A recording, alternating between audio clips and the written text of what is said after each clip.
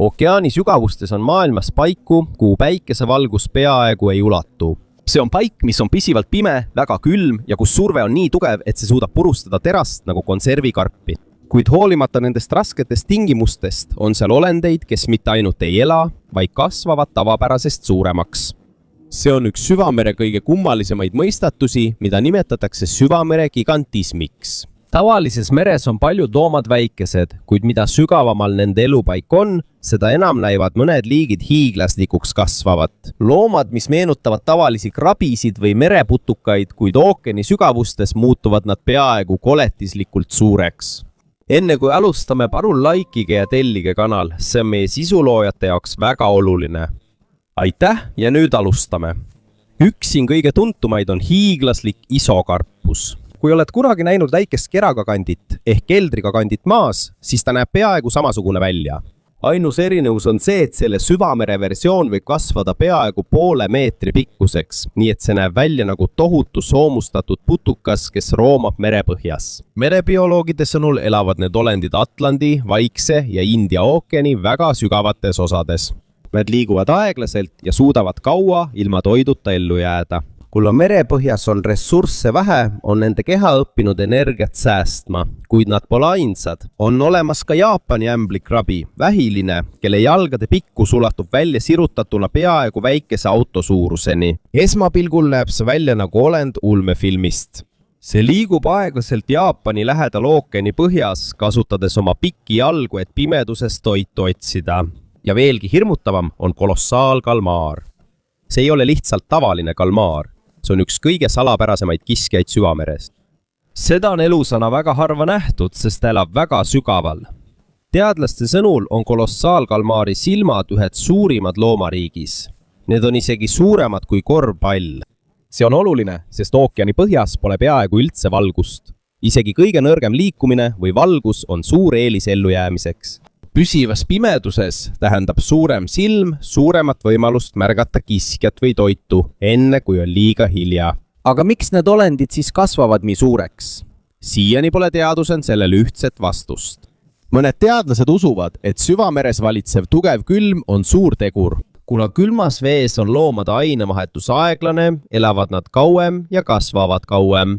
Teised aga ütlevad, et see on tingitud rõhust ja toidupuudusest. Kuna sügavustes on ressursse väga raske leida, võib suurem keha olla eeliseks, et koguda rohkem energiat ja elada kauem ilma söömata. On olemas ka teooria, et kuna mõnes süvavee piirkonnas on vähe kiskjaid, on teistel liikidel olnud võimalus kasvada suuremaks ilma liigse konkurentsita. Aga tõsi on see, et paljudest ookeani osadest ei saa me ikka veel täielikult aru. NOAA ja teiste ookeani uurijate sõnul on inimene tegelikult uurinud vaid väikest protsenti süvamerest võrreldes selle kogu ulatusega. See tähendab, et on võimalik, et ookeani sügavustes on veel olendeid, keda me pole tänaseni näinud. Mida rohkem areneb inimese uurimistehnoloogia, seda enam avastame, et süvameri ei ole lihtsalt tühi pimedus. See on maailm, kus evolutsioon ise näib järgivat teistsuguseid reegleid. Ja sügava ookeani vaikuses võivad endiselt liikuda hiiglaslikud olendid, keda inimene pole kunagi näinud. Amfipoodid, kes on madalas vees vaid küüne suurused, võivad Mariani süvikus kasvada peaaegu 30 centimeetri pikkuseks. Nad liiguvad koos pimeduses, süües kõike, mis merepõhja langeb, sealhulgas meduuse, keda see kummaline nähtus mõjutab.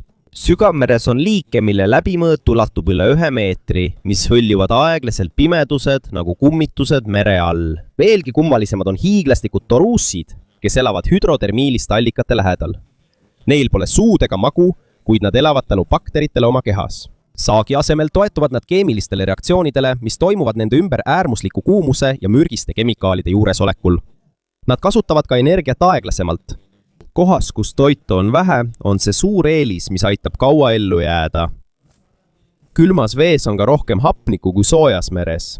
Ja kuna suuremad kehad vajavad rohkem hapnikku, suudab sügav ookean toetada hiiglaslikke olendeid nii, et neil ei saa energia nii kiiresti otsa. Sügavustes, mis ulatuvad umbes 4 kilomeetrini pinna all, on vee raskus 100 kordi suurem kui rõhk, mida me maismaal kogeme. Sellistes tingimustes tundub nagu tohutu raskus suruks sind igast suunast. Pinnal ei suudaks inimene ega enamik loomi seda taluda.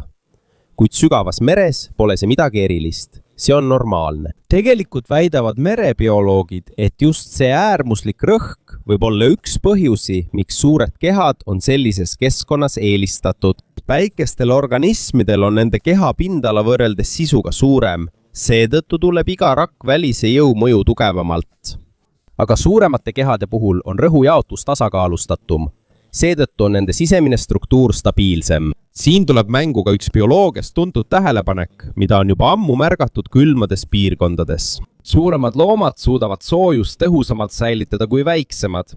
Kohas, kus temperatuur on peaaegu külmumispunktis, võib isegi väike eelis soojuse säilitamisel anda suurema ellujäämisvõimaluse. Aga ükskõik kui stabiilne keha või kui tõhus bioloogiaga poleks, on vee all elamisel siiski veel suurem piirang. Toit. Ookeani pinnal annab elule jõudu päike. Mikroskoopilised taimed meres toodavad energiat ja sealt edasi liigub toit toiduahelas ülespoole. Aga sügavusel, mis ületab 1000 meetrit, ei ole enam piisavalt valgust sellise protsessi jaoks. Uut energiat ei tule enam pidevalt juurde. Ainsaks, mis alles jääb, on see, mis kukub ülevalt alla. Teadlased nimetavad seda merelumeks. Väikesed orgaanilise aine tükid, mis aeglaselt vajuvad mere ülemistest kihtidest alla. See võib olla planktoni jäägid, kalade väljaheited või väikesed surnud organismide tükid. Oma allapoole liikumisel tarbivad seda järk-järgult teised olendid. Seetõttu jõuab merepõhja vaid väga väike osa sellest. Mõnikord kukub alla suurem kingitus, surnud kala, kalmaar või isegi vaal. Kui see juhtub, saab sellest pikaks ajaks elu keskpunkt. Sest paljud liigid loodavad korraga ühele ootamatule toiduallikale. Sellises süsteemis ei ole toit regulaarne ega ka etteaimatav. Seetõttu peab elu siin kohanema pika ootamise, äkilise külluse ja tõsise puudusega. On kohti, mis meelutavad oaasi keset kõrbe, kuid vee ja taime tasemel keerleb siin kõik piiratud toidu ja aeglase elu ümber. Sellistes tingimustes pole ellujäämise võtmeks kiirus, vaid tõhusus ja vastupidavus. Siin on ülekaalus organismid, kes kasvavad aeglaselt, kuid elavad kaua. Mis on põhjus? Kui toit on väga haruldane, on eeliseks keha, mis ei kuluta energiat kiiresti. Näiteks hiidisopood suudab pikka aega ilma toiduta ellu jääda. Tänu madalale ainevahetusele ja võimele energiat kehast talletada on veelgi äärmuslikum Gröönimaa hai, kes võib elada väga pika elu ja jõuab sigimisetappi väga aeglaselt. Sellises maailmas ei liigu aeg kiiresti, vaid on justkui venitatud. See on nagu elu, mis on pausile pandud ja ootab lihtsalt järgmist võimalust. Selline aeglase elu strateegia annab ka teise eelise. Välditakse konkurentsi. Sa ei jookse võidu pindmiste ökosüsteemide kiirete tsüklitega. Selle asemel on sinu rütm teistsugune. Ressursside kasutamine on stabiilsem, pikem ja rohkem kontrollitud. Aga see ei puuduta ainult toitu ja aega, see on seotud ka kaitsega.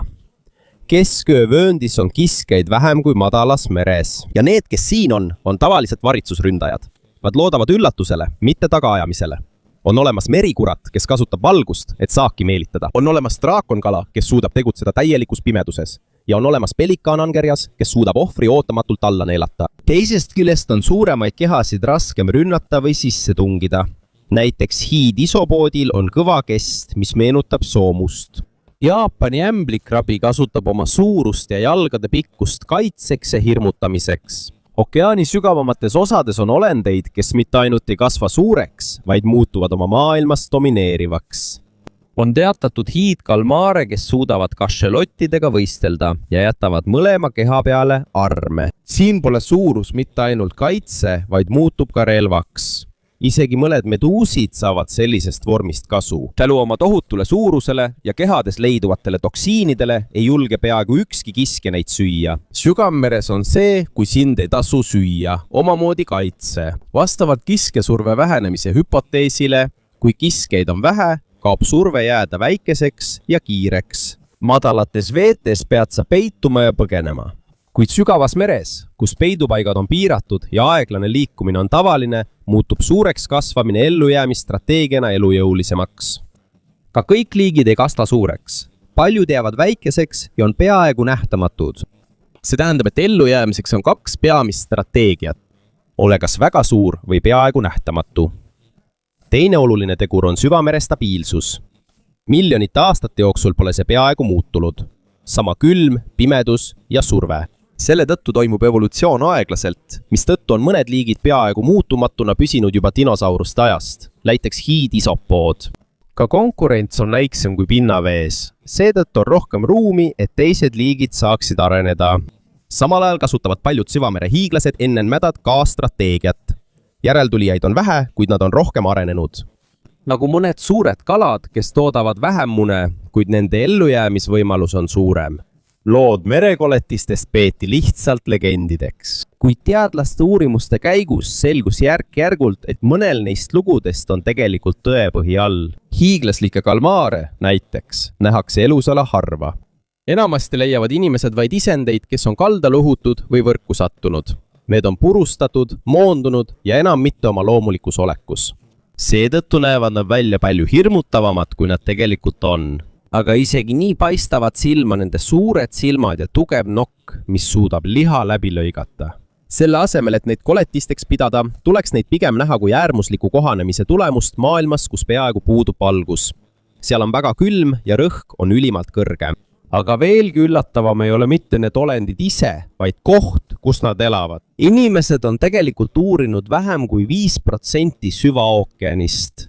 See tähendab, et ookeanist on meile rohkem teadmata kui teada. Iga kord, kui sukeldumisaparaat sukeldub, avastatakse uus liik, uus käitumine ja uus ökosüsteem. Sellest vaatelurgast ei ole vanad meremuistendid täiesti õiged detailides, kuid nad on õiged tunde poolest. Tõepoolest, sügavustes on olendeid, kes ei ole tavalised ja keda on raske kirjeldada inimestele, kes pole neid näinud. Sügameri ei järgi samu reegleid nagu pinnamaailm. Üks strateegia, mis on tõmus korallrahul, võib olla abüssis täiesti kasutu. Siin sõltub ellujäämine äärmuslikust kohanemisest. See võib tähendada tohutut suurust, peaaegu lähtamatust, väga aeglast ainevahetust või erakordset keha vastupidavust. Siiani pole teadusele veel selge, miks mõned liigid kasvavad väga suureks, samas kui teised jäävad väikeseks. Samuti pole kindel, kas süvamere loomade maksimaalsel suurusel on piir või kas see muutub veelgi, kui avastame üha rohkem liike. Iga uue uurimisega tekib rohkem küsimusi kui vastuseid. Leitakse uusi hiidkalmaare, amfipoode süvikutes, mida varem peeti elutuks, ja meduuse, kes on suuremad kui teadlased ootasid. Okeaan on planeedi suurim ökosüsteem ja süvameri on selle kõige vähem mõistetud osa. Hoolimata tehnoloogiast on see endiselt peaaegu uurimata võrreldes teiste kohtadega, isegi teiste planeetidega. Seetõttu jääb tänaseni avatuks küsimus, mis veel allpool on. Millised olendid eksisteerivad, keda me pole veel näinud, ja milliseid ellujäämisstrateegiaid on sellises keskkonnas võimalik kasutada. Ja sügavuse vaikuses. Sügav meri näitab jätkuvalt, et elu on palju laiem, kohanemisvõimelisem ja salapärasem, kui inimene kunagi varem arvas. Kõigi meie teadmiste juures süvamere kohta jääb alles üks lihtne tõde. Meil on endiselt rohkem teadmata kui teada. Okeaani sügavused ei ole surnud ruum. See ei ole ka lihtsalt maailma pime osa. See on liikuv ökosüsteem, kus elu kohaneb pidevalt tingimustega, mis on tavalisi inimese arusaamise jaoks peaaegu võimatud. Siin ei põhine ellujäämine ainult kiirusel või jõul, vaid ka võimel oodata, säästa ja jätkata isegi siis, kui võimalusi on harva. Merepinnal oleme harjunud päikesetsükliga, päevade ja ööde vaheldumise ning kiirete keskkonnamuutustega. Aga sügavas meres neid tegureid peaaegu pole. Külm on peaaegu ühesugune, pimedus on püsiv, rõhk on pidev. Ja just sellepärast ei sunni muutused siin elu tagant. Selle asemel kujundab elu aeglaselt stabiilsus, mis kestab miljoneid aastaid. Selline keskkond ongi põhjuseks, miks evolutsioon siin kulgeb teistmoodi. See ei ole kiire muutumine. See on järk-järguline täiustumine, nagu aeglane vormimine, et luua kuju, mis suudab vastu pidada planeedi kõige ekstreemsemates tingimustes. Iga uue teadlaste sukeldumisega süveneb arusaam, et süvameri pole veel täielikult avastatud. Tegelikult on avastatud vaid väga väike osa sellest. Inimesed on tegelikult uurinud vaid väikest osa sellest. See tähendab, et iga uus missioon ookeani sügavustes ei kinnita ainult seda, mida me juba teame, vaid avab ka uue kihi sellest, mida me veel ei mõista. Ja siin muutub suurem pilt selgemaks. Ookean ei ole lihtsalt osa maast. see on kõige ulatuslikum elussüsteem, millel on oma rütm, oma seadused ja oma viis jätkusuutlikkuseks. Siinsed olendid ei ole koletised. Ja nad ei ole ka lihtsalt juhuslikud nähtused. Nad on näited sellest, kui kaugel elu võib areneda, kui see on sunnitud kohanema kõige võõramate tingimustega. Ja sügaviku vaikuses eksisteerib jätkuvalt maailm, mida me iga päev ei näe. Maailm, mis ei peatu, ei kiirusta ja pole siiani täielikult meie mõistmisele avanenud. Siiani jääb see meeldetuletuseks, et suurim osa meie planeedist ei asu pinnal, vaid allpool. See on vaikne, sügav ja peidab jätkuvalt vastuseid, mida me alles aeglaselt avastame.